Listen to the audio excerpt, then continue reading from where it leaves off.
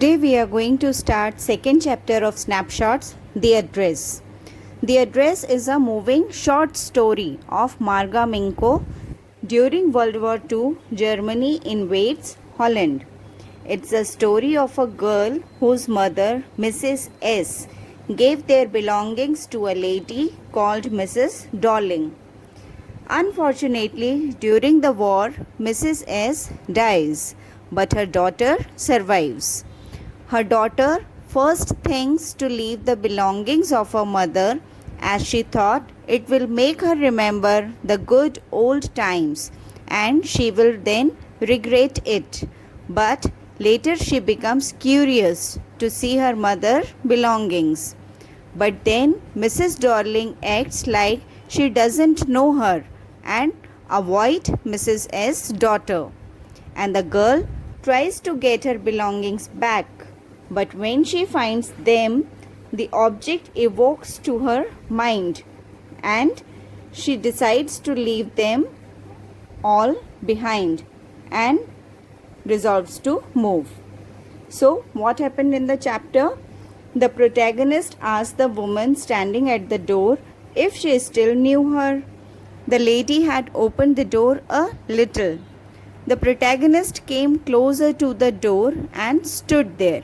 Protagonist means narrator, okay? The woman responded negatively and the protagonist still gave her introduction. She said she was Mrs. S' daughter. The woman had held the door tightly as she didn't want her to enter the house. She kept staring at her, though she couldn't recognize her. The protagonist thought maybe she had come to the wrong house. She had seen the woman only for a short time years ago. The woman who answered the door stepped aside and let go of the door. The protagonist recognized her mother's green knitted cardigan that the woman was wearing. The wooden buttons had become pale because of the washing. The woman noticed the protagonist looking at the cardigan, so she hid behind the door. Now, the protagonist knew she had come to the right house. She asked the woman about her mother. The woman asked her if she had come back. She replied only to her and no one else came with her. The woman opened the door and a passage was behind her. A stale smell occurred all over. The woman told her that she could not do anything for her. The protagonist told her that she had come from far place on the train just to talk to her. The woman told her it is not convenient to talk right now and asked her to come later. The woman closed the door as she didn't want anyone to get disturbed in the house. The protagonist was still standing on the step. She saw a curtain moving on the window bay. Someone was staring at her from inside the house. She thought it was nothing, as the woman would have told her. She looked at the number plate again. It said number 46. Darling was written on the plate on white enamel. As she was going back to the station, she was thinking about her mother, who gave her the address. It was the first half of the war. She was home for a few days, and suddenly it struck her that the room was different now. Various things were missing. Her mother was surprised that she noticed the changes a little later. It was that time when she told her about this woman, Mrs. Darling. She was an old contact of hers whom she hadn't seen for years. Suddenly, she came to visit her, and since then, she had been in regular contact. Her mother told her that whenever that woman came to visit her, she took something from the house with her. Table silvers, antique plates, and she had the trouble over carrying those large vases. She told her that the cramp in her back came from the crockery. Her mother shook her head in sorrow. The woman kept telling the protagonist's mother that she wanted to save her precious things. If they had to leave the place someday, they would lose everything. She asked her mother if she really wanted her to take all the things with her.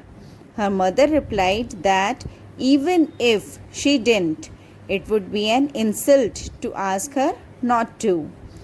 She was going out with a risk herself, a suitcase full of items.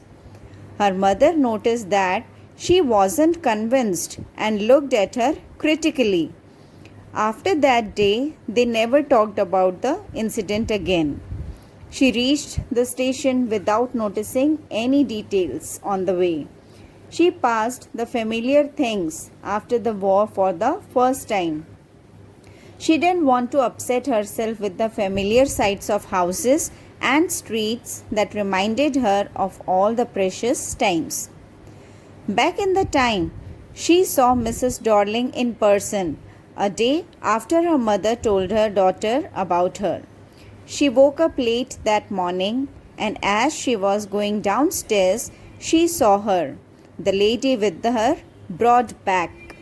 Her mother was seeing her out. Her mother introduced the protagonist to the lady. She signaled to her, and the woman responded with a nod. She picked the suitcase under the coat rack.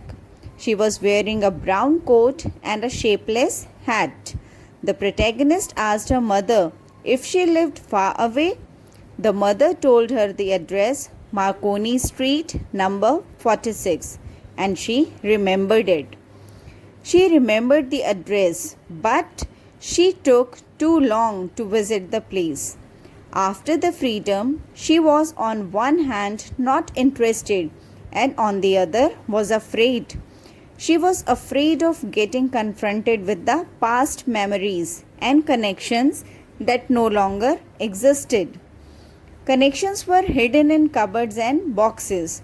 It seemed that those memories were waiting in vain to put them back to their places, as they had suffered all these years because they were only things. Things were getting normal in the protagonist's life, but one day she got curious about all the things that were still at that address. She wanted to see them and touch them. After the first hopeless visit, she decided to try one more time. When she reached Mrs. Darling's house, a girl of 15 years opened the door. Protagonist asked her about her mother. She told her that she was outside doing some errands. She went out to purchase something, to which the protagonist decided that she would wait for her. The narrator followed the girl along the passage. There was a Hanukkah candle holder hung next to a mirror. She remembered that she never used it as it was unmanageable. The girl asked her to sit down as she opened the door for the living room. She stopped and she was disturbed. She was standing in a room which she knew and she didn't. She was standing in the middle of things which she didn't want to see and they burdened her. Maybe because of the way things were arranged, or the humid smell in the room, or the ugly furniture. She was scared to look at everything. She sat down on a chair which the girl pulled out for her. She looked at the woolen tablecloth. She rubbed it and her fingers felt warm. As she followed the lines of the pattern, she remembered a burn mark that was never repaired.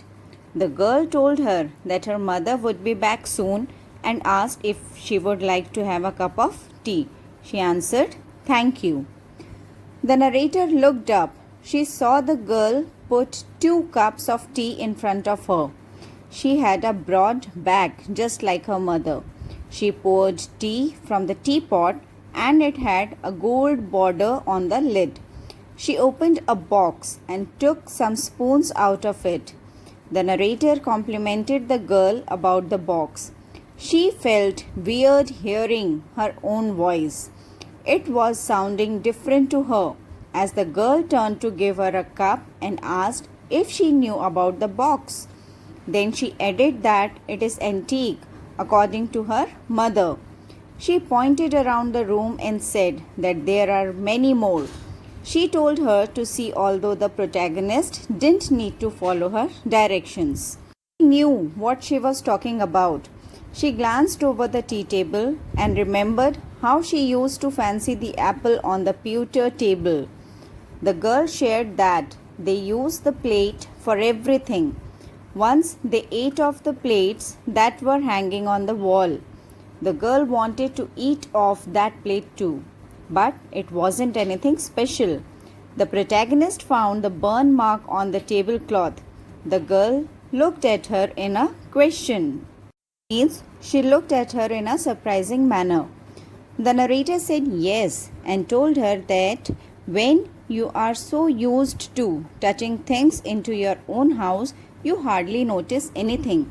You only notice when something is missing or it needs to be repaired. She again found her voice to be unnatural. She continued. She told the girl that once her mother asked her if she would help her polish the silver. It was long time ago and she was bored that day. She had to stay that day, maybe as she was ill. She asked her mother what silver she is talking about. Her mother said it was the spoons, knives, and forks. But she didn't know that it was silver. The girl laughed and said that she bet she didn't know it was either with what they ate with. The protagonist asked if she knew. The girl hesitated and walked to the sideboard and opened a drawer. She said she would see if it was there. The narrator jumped and said she forgot the time as she had to catch the train. The girl asked her if she did not want to wait for her mother. Still replied with a no and said she must leave. The girl pulled the drawer open. The protagonist said she could find her way out and walked down the passage as she heard the ringing spoon of spoons and forks. When she reached the corner of the road, she looked at the nameplate again. It said Marconi Street and she was standing at 46. The address was correct, but she doesn't want to remember it anymore. She didn't want to go back as the things in there reminded her of memories linked with the familiar life of old times. But they lose the value when you are separated from them and you see them again in a strange environment. She thought of what she would have done with a small rented room where blackout paper hung over the window and no cutlery fitted in the narrow drawer. She finally resolved on forgetting the address as it would be the easiest one for her. She had to forget all the things and the address where they were still lying. This was all about the address.